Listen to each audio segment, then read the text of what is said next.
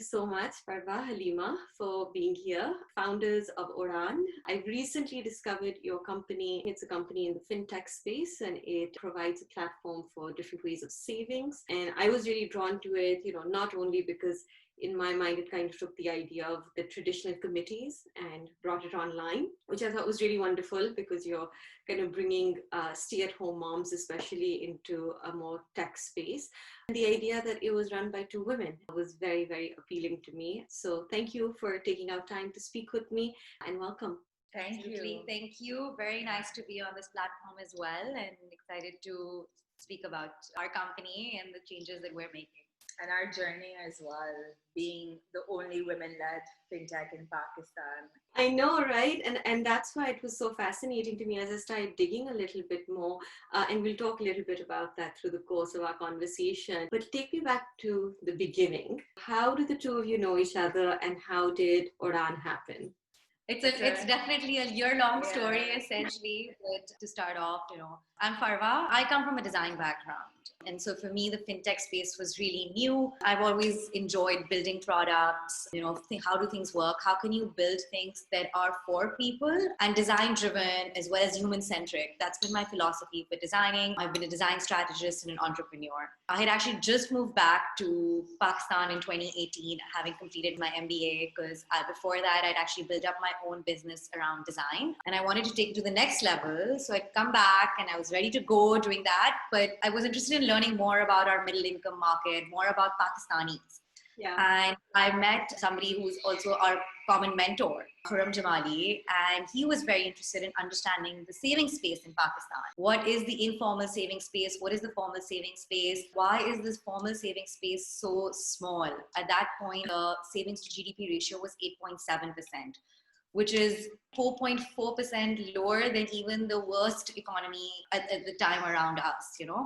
For me, just seeing that was like, okay, why is that occur? I come from a family which is very savings driven. You always had to save, you always think about it. Financial literacy was a part of my childhood to grow up with that. Yeah. And when I started understanding the space, understanding why do people do this, what is the opportunity, what is the product we can build. People actually don't save. And that's a huge problem. And Halima and I met the first month only through this common mentor, and she was on a similar path. Yeah. And in fact, she'd also just moved back to Pakistan, and I'm going to let her take over and explain her journey to both of us finding Oraan. Yeah. So my background is actually in investment banking. I was a banker in Toronto, and then I consulted for large banks in New York and Toronto. And when I was consulting, it was really building fintech products to change relationships, specifically for immigrants at that time. In early 2018, I was like, I want to move back. Toronto was getting too comfortable. Pakistan seemed like a great place to be.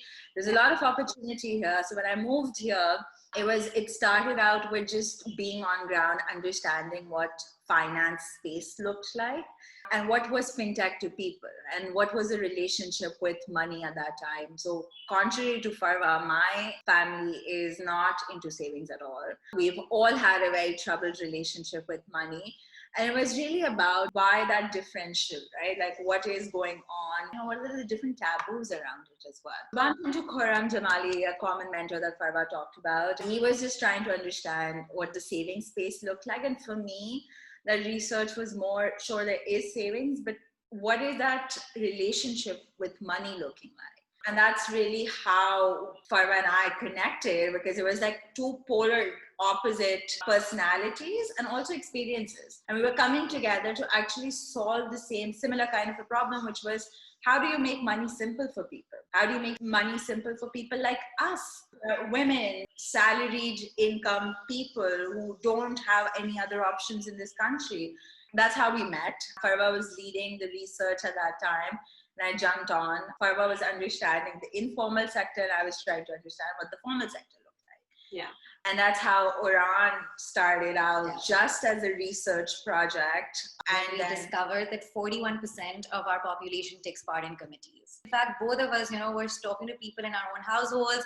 She was using the digital space more. I was speaking to people more on ground, and we started seeing the extent of committees. I didn't realize it was 41%, but I remember growing up, there always being, somebody's mother or the other hosting a committee party. And it's such an age-old thing in Pakistan. So the saving systems always existed. It's just fascinating to me that you guys have kind of brought that into the digital space and formalized it, but also created access for people that may not have had the social access that a lot of these committees kind of have within that social construct, right? It's based off of who you know, and then there's committees that have very high amounts that you have to kind of pay in, and that's not within everyone's reach. Halima started tapping into communities on Facebook very early on to see that committees were happening online.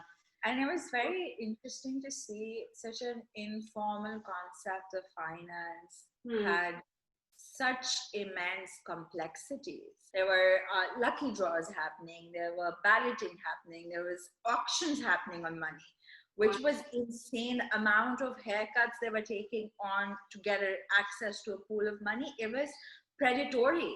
Yeah. And that made us realize that your middle income to lower middle income, they're willing to take up like 30-40% hits on the capital that they can raise to sustain their businesses or sustain their lifestyles or get access to things that they want to buy.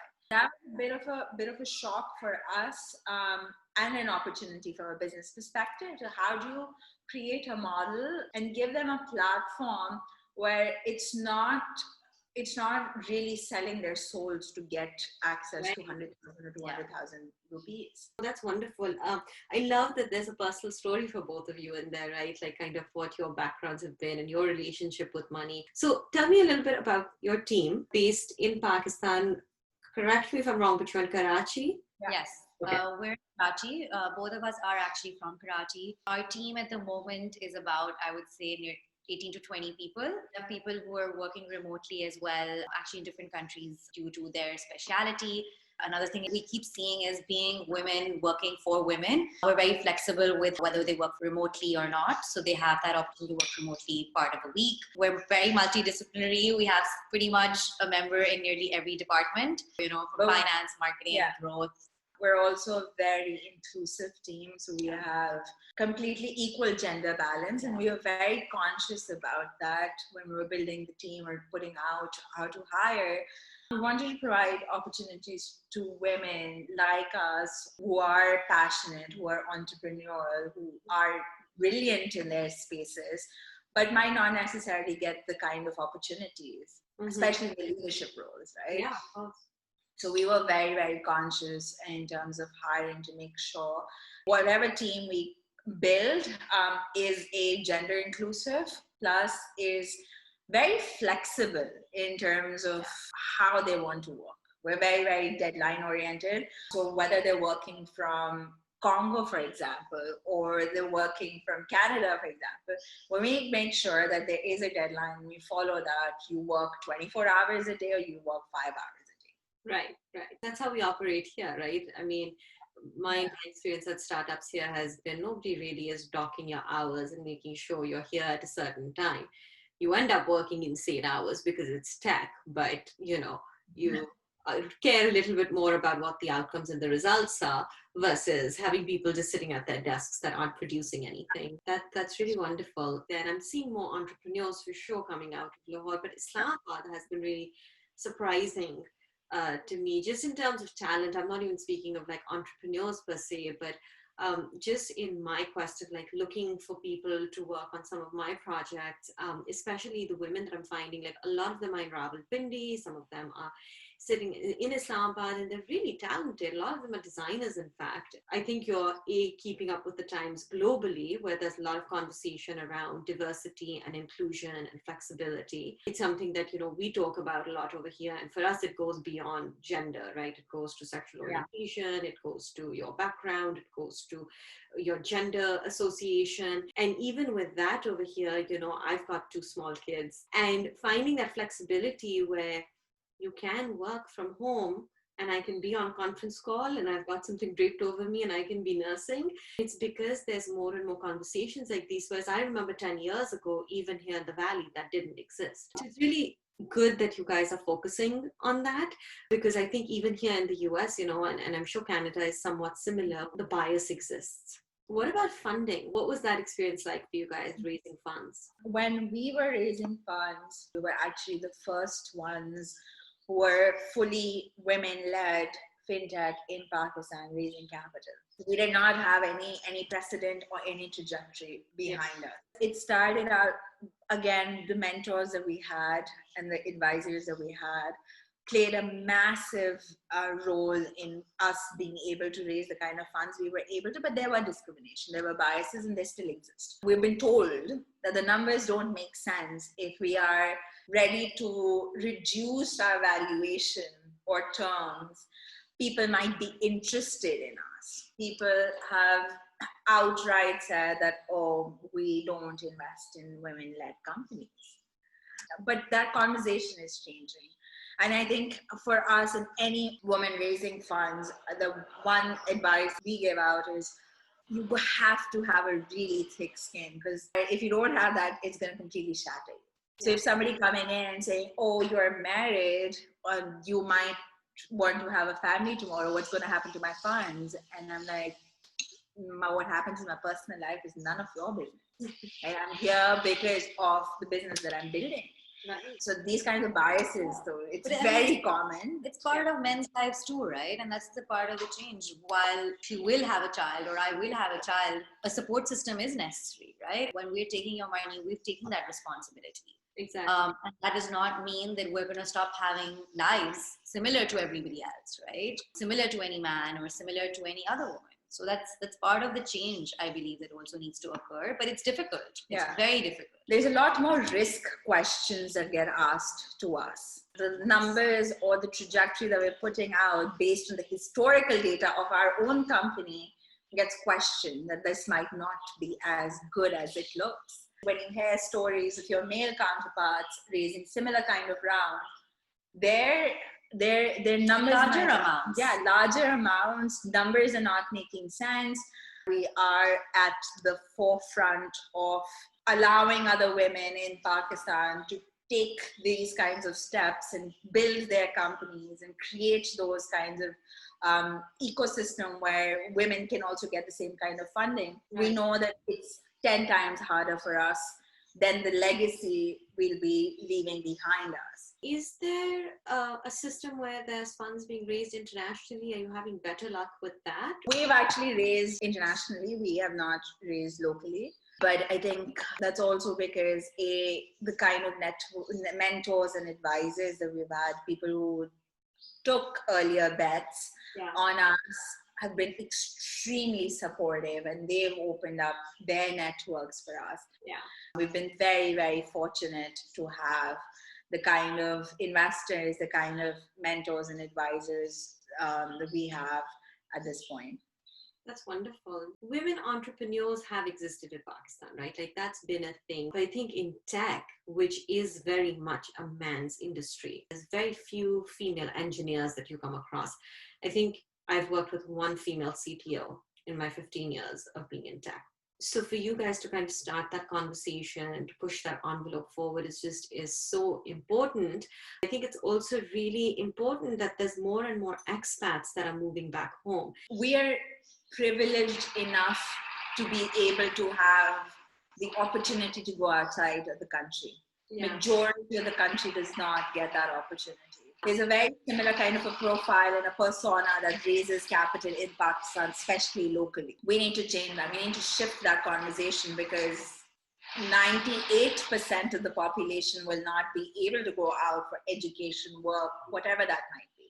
So we need to provide resources to these people here in this country who are Pakistanis, who never left the country, and create that platform where they are able to also raise the kind of capital that everybody else in the tech ecosystem are able to.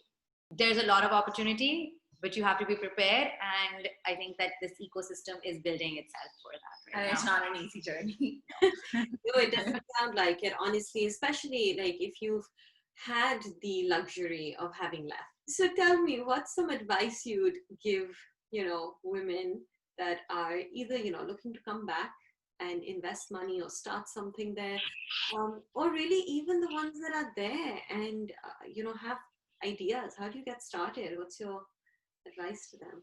Understand the problem that you want to solve for. It's a check on top if you've actually experienced it. Go out, understand the problem, do the research, back your research or your pitch with solid data. Being true to what you want to solve for, or being fixated with the problem and not the solution, is what's going to push you forward day in, day out. Because if you have created this, okay, this is the solution that I want, and this is the problem I want, and I get fixated with the solution, the journey is going to be 100 times harder because the customer is always right. Understand that and give them that platform and value that they're the ones who will make or break your business. If your business model is good enough, if you have solid meat on it, there is no doubt or question that you will not be able to raise funding. And funding is a very latter part of the problem that you solve for. Yeah. So it's actually, what are you building? Who are you building for? How are you going to go about it? What are the numbers looking like? If every box is ticked, money will come. So don't start out with chasing money from the get-go. Women or not, starting up a business is a huge life change, right? It's a commitment.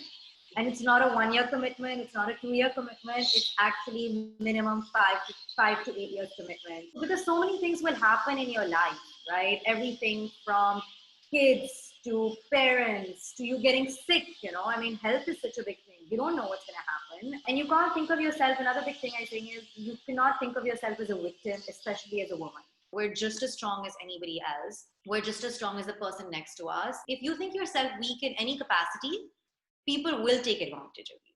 We're very strong in that belief, right? That we are strong, we can do what we want. In fact, we want to prove that we can. And I think that's a big ingredient for success in building a business as a woman, and also moving back. When I moved back in 2018, same time as Halima, it was very much with this conviction that no matter where I live in the world, things are going to happen. But I am the center of me making things happen. And I have my strength here, which is my family, which is a place I know, my network, right? And it might not just be Pakistan. For a lot of people, their network and their strength is somewhere else in the world. That is very important when you're building a business, when you're an entrepreneur, because you need your support system. Yeah. You need somebody to be able to give you food at night when you come home exhausted and hungry. Yeah.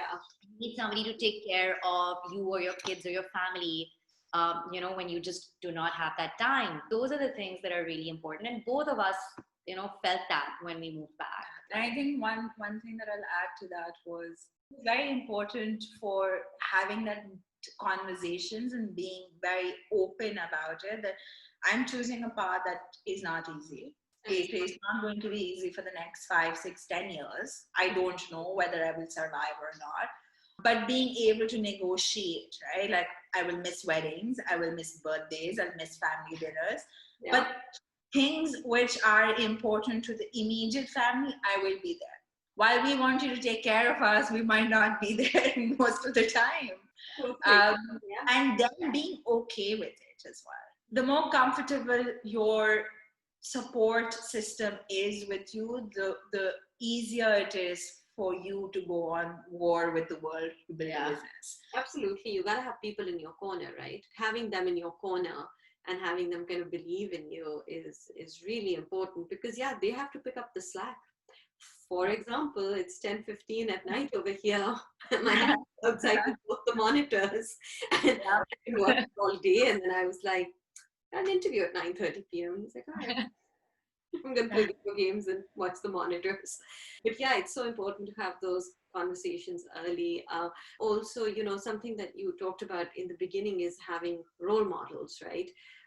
So while I feel that there's many more men that have taken this path and have been entrepreneurs or businessmen or have left the country and, come back. There's fewer women that are visible more than anything else. And I think that's what I found, and that's what's prompted this passion project of mine. There wasn't much visibility sitting here for me to see who are the women that are trailblazers in this economy, in this industry, and who's telling their stories, right? And I think there's strength in numbers and kind of amplifying those voices, because I think even just one person hearing the story, it gives hope to somebody who might want to kind of embark on that journey. So kudos to you guys for Thank you. that. Yeah, absolutely. Well, thank you so much, both of you, for taking out time for me. I appreciate it, and I wish you both the best of luck, and extremely excited to see what Oraan comes up with. Thank you We so are much. too. Very excited to see what the next step is for us. Yeah. But thank you so much. It was a pleasure having a conversation with you. Yeah.